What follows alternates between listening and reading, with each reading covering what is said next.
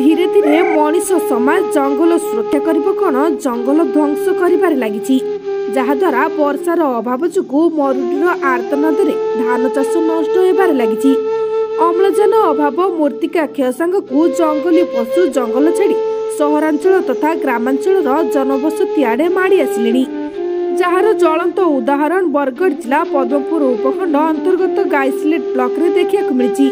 गतकाली 32 पट हाथी जंगल छाड़ी गाइसलेट अंचल रे आतंक सृष्टि करबा सह आखु कियारी पनिपरिबा चाष सबु उजाड़ी देइतिबा खबर हस्तगत होईछि।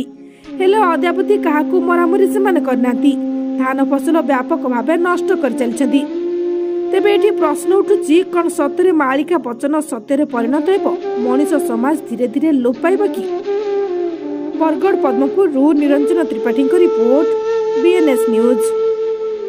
कविटी ता कवितारे बुंथे सुसंजत शब्द मानकर कलिका मधुर रागिणी तोली धरे प्राणवंत मूर्छना।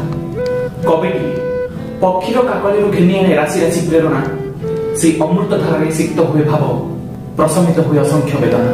कविताटी कविर उन्नत भावना रे एक अतुल्य सृष्टि। सेथिपई तो कवि द्वितीय ईश्वर तार सृजनी रे प्रभावित हुए अगणित सर्जना संभार।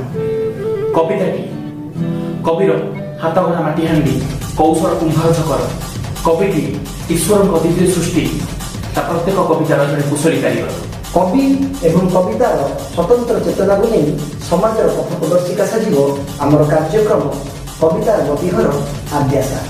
हाँ दर्शक आपण मानक भली किछि स्वतंत्र कवि एवं सेमानक कविता को आमे आसु आपनक पाखकु केवल बीएनएस न्यूज माध्यम देखिबाकू जमा भूलिबेनी। आम सहित संपर्क करने चाहूले स्क्रीन रे दिया नंबर सह जोगाजोग करंतु।